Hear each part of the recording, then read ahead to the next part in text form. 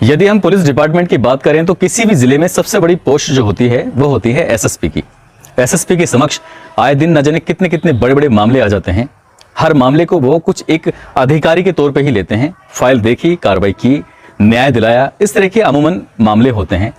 मगर सोच के देखिए, कोई एसएसपी किसी पोस्टमार्टम रिपोर्ट को देखने के बाद रोने लगे, उसकी आंखों से आंसू टपकने लगे, तो वाकई कुछ मामला ऐसा रहा होगा जिसने किसी भी खासकर अधिकारी को झकझोर दिया है, सोचने पर मजबूर कर दिया है।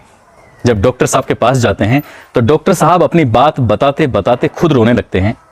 बात ही कुछ ऐसी थी जिसको सुनने के बाद शायद आपका भी कलेजा बैठ जाएगा, आपके अंदर से सिरहन सी पैदा होने लगेगी। आप भी सोचने पर मजबूर हो जाएंगे कि क्या समाज में कुछ इस तरह की क्रूर प्रवृत्ति के लोग भी रहते हैं जिनके अंदर इंसानियत नाम का शब्द ही नहीं बचा है। आप भी मांग करेंगे कि ऐसे लोगों का समाज में रहने का कोई हक ही नहीं है, और मैं भी यही मांग करूंगा कि ऐसे लोगों को कम से कम समय में बड़ी से बड़ी सजा मिलनी चाहिए। आदाब, नमस्कार, सत श्री अकाल। मैं उस्मान सैफी। आज की जो सच्ची घटना मैं आपको सुनाने जा रहा हूं, सच्ची घटना है राजस्थान प्रदेश के जिला बूंदी की। जिला बूंदी का एक थाना है बासोली, और इसी थाना क्षेत्र का एक गांव लगता है काला कुआं। दरअसल 23 दिसंबर को एक लड़की अचानक से गायब हो जाती है, और उस लड़की के परिवार वाले, लड़की की उम्र लगभग 15 साल है, उस लड़की को तलाशते हैं। जब कई घंटे के बाद भी वो लड़की दिखाई नहीं देती है, उसका कहीं पता नहीं चलता है, तो परिवार वालों की मुश्किल बढ़ जाती है। आदिवासी समाज से ये लड़की ताल्लुक रखती थी, बिलोंग करती थी। उस लड़की के घर वालों ने आसपास के घरों में जाकर पूछा कि क्या आपने हमारी बेटी को देखा है, मगर हर आदमी कहता है कि उन्होंने उनकी बेटी को देखा ही नहीं है। उनकी सर्च अभियान थोड़ा तेज हो जाता है। वो ढूंढते ढूंढते गांव से थोड़ा सा बाहर निकल जाते हैं, तो एक महिला मिलती है कि मैंने एक लड़की के चीखने की, चिल्लाने की आवाजें सुनी थी, और वो आवाजें इधर से आ रही थी। घर वाले परेशान होकर उसी ओर दौड़ पड़ते हैं, और वो अब अकेले नहीं थे। बात क्योंकि पूरे गांव में फैल चुकी थी। लड़की को गायब हुए कई घंटे का समय बीत चुका था।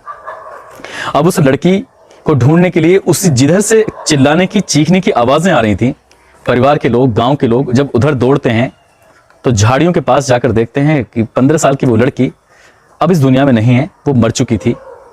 उसकी लाश जमीन पर पड़ी हुई है, उसके तन पर एक भी कपड़ा नहीं है, मगर उसकी बॉडी को देखकर ऐसा लग रहा था कि किसी ने वाकई उसके साथ बहुत जुल्म किया है, बहुत ज्यादती की है।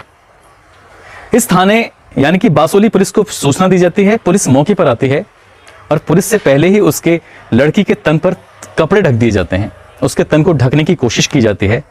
परिवार के लोग हैं, गांव के लोग हैं, ज्यादातर लोग उसकी माँ की, उसके पिता के रोने की, चीखने की आवाजों से पूरे गांव की आंखें नम्र हो जाती हैं। वो भी रोने लगते हैं उस बेटी का दृश्य देखकर। दरअसल ये बेटी, कहूं कि ये वाकई बहुत बहादुर लड़की रही है। इसके बारे में जब मैंने रिसर्च किया, इसे ना गलत बातें किसी की पसंद थी, ना गलत बातें ये बर्दाश्त करती थी। उसको खुद को कहे तब भी बर्दाश्त नहीं थी, मगर किसी दूसरे को सताए तब भी ये बर्दाश्त नहीं करती थी। पुलिस वाले जब इसके शव को पोस्टमार्टम के लिए भेजते हैं, पोस्टमार्टम की रिपोर्ट आती है, और वो रिपोर्ट इस जिले के यानी कि बूंदी जिले के एसएसपी जय यादव के पास जब पहुंचती है, तो उस रिपोर्ट को देखने के बाद उनकी आंखों से आंसू टपकने लगते हैं, और रोने लगते हैं।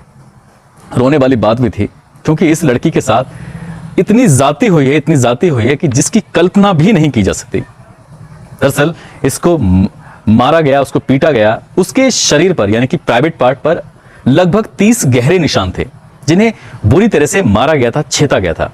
यही नहीं, उसके शरीर का कोई अंग ऐसा नहीं बचा था जहां पर दांतों से काटा ना गया हो।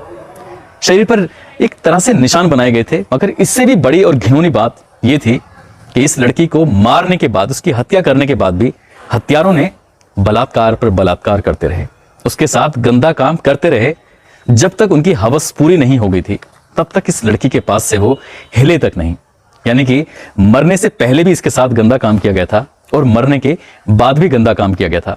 मगर डॉक्टर की रिपोर्ट ये भी कहती है कि इस लड़की ने अपने आप को बचाने के लिए आखिर दम तक फाइट की, और इसी फाइट का नतीजा था कि हत्यारों ने इसे गुस्से में घूंसे से लेकर लात हो, चाहे कोई पत्थर हो, जो चीज उनके हाथ में आ रही थी, डंडा हो, उससे उसे मार रहे थे, और साथ ही उसके साथ गलत काम कर रहे थे। उसी का दुपट्टा फाड़कर उसके हाथ बांध लिए, उसी का दुपट्टे से उसकी गला भी दबा दिया, उसी के दुपट्टे से उसके हाथ, साथ साथ उसके पैर भी बांध दिए थे, और उसके साथ इस घिनौनी वारदात को अंजाम दे रहे थे। लड़की ने शायद अपील नहीं की होगी बचाने की, मगर उसने उनसे लड़ने की जरूर अपील की थी। डॉक्टर की रिपोर्ट यही कहती है कि वो फाइट कर रही थी, आखिर दम तक फाइट कर रही थी, मगर वो दरिंदे थे, इस तरह के वहशी दरिंदे उन्होंने मरने के बाद भी उसके साथ गंदा काम किया, यानी कि लाश के साथ भी वो ऐसे ही गलत काम करते रहे। ये रिपोर्ट पढ़ने के बाद, उस डॉक्टर से कंसल्ट करने के बाद एसएसपी जय यादव को बहुत ज्यादा गुस्सा भी आया, उनकी आंखें भी नम हो गईं, वो रोने लगे और रोते रोते उन्होंने अपनी टीम बुलाई। उस इलाके के डीएसपी से लेकर स्थानीय के इंचार्ज से लेकर जितने भी ऑफिसर थे सबको बुलाया और साथ ही कहा कि एफएसएल टीम, डॉग स्क्वाड और लगभग 200 पुलिस वालों की एक टीम तैयार की। कहा कि दिन रात एक कर दीजिए, मगर मुझे ये केस का खुलासा चाहिए। इसके लिए चाहे कुछ भी हो जाए, किसी भी हद तक भी जाना पड़े, मगर मुझे वो दरिंदे सामने चाहिए। और जब तक नहीं आओ, वो दरिंदे नहीं आए तो मेरे सामने आने की कोशिश भी मत करना। वाकई ये इतनी दर्दनाक कहानी है, इतनी दर्दनाक घटना है। उस लड़की ने जिसके साथ ये गलत काम हुआ होगा, वो लड़की ने कितना दर्द महसूस किया होगा, कितनी परेशानी महसूस की होगी, सहज ही अंदाजा लगाया जा सकता है।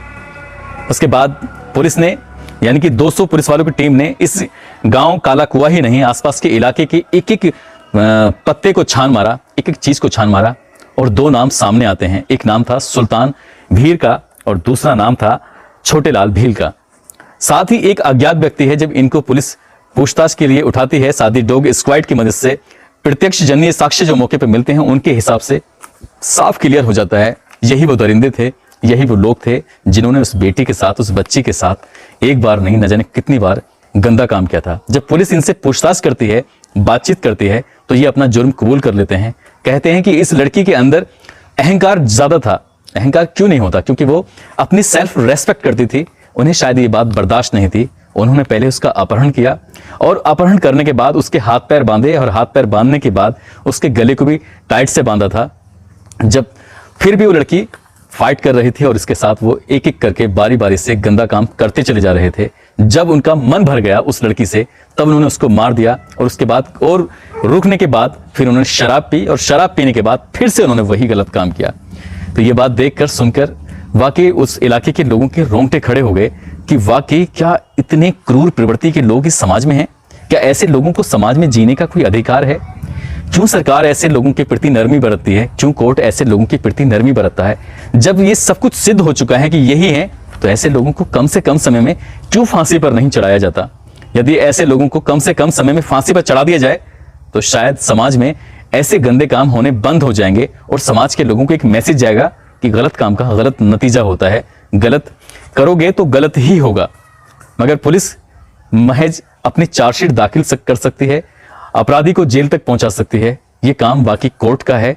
कोर्ट का फर्ज बनता है, कोर्ट की जिम्मेदारी बनती है, कम से कम समय में ऐसे केस का निर्णय देकर समाज को एक मैसेज दीजिए, समाज को एक संदेश दीजिए कि जो गलत करेगा, बेटी चाहे आदिवासी की हो, बेटी चाहे किसी गरीब की हो, बेटी चाहे किसी अमीर की हो, उसके साथ गलत करने वाले के साथ गलत होगा, हर हाल में गलत होगा। उसे किसी भी कीमत पर बख्शा नहीं जाएगा। और मैं सैल्यूट करता हूं जय यादव को, जिन्होंने महज 12 घंटे के अंदर इस केस को सुलझा लिया और उनकी इस काबिलियत की न केवल सोशल मीडिया पर, बल्कि उस राजस्थान प्रदेश में, बल्कि उस बूंदी जिले में वाकई सराहना की जा रही है। ऐसे ऑफिसर का हमारे समाज में, हमारे हर जिले में, हर देश के हर कोने कोने में होना जरूरी है। मैं सैल्यूट करता हूं ऐसे ऑफिसर को। साथ ही दोस्तों, इस कहानी को सुनाने का उद्देश्य किसी को परेशान करना नहीं था, किसी का दिल दुखाना नहीं था, बल्कि आपको सचेत करना है, आपको जागरूक करना है। अपने अधिकारों के प्रति लड़ते रहिए, मुकाबला करते रहिए। उस बेटी की जान भले ही चली गई, मगर डॉक्टर की रिपोर्ट ये कहती है उसने अंतिम क्षण तक भी हार नहीं मानी। और ऐसे लोगों को वीरांगनाएं कहें तो शायद वो भी कम होगा। मैं भी उस बेटी को नमन करता हूं, उसको प्रणाम करता हूं। साथ ही दोस्तों, आज ये झांसी के रहने वाले हैं अशोक कुमार दिगारा। आज इनके बेटे अनुज का जन्मदिन था। इनकी बहुत बहुत शुभकामनाएं, बहुत बहुत इनको मुबारकबाद। हालांकि आज मेरा किसी का नाम लेने का वाकई मन नहीं है। मैं अंदर से बहुत ही दुखी महसूस कर रहा हूं। जब इस खबर की तैयारी कर रहा था, पढ़ रहा था, तो मुझे वाकई बहुत तकलीफ हो रही थी। अपना ख्याल रखें, सुरक्षित रहें। जय हिंद, जय भारत।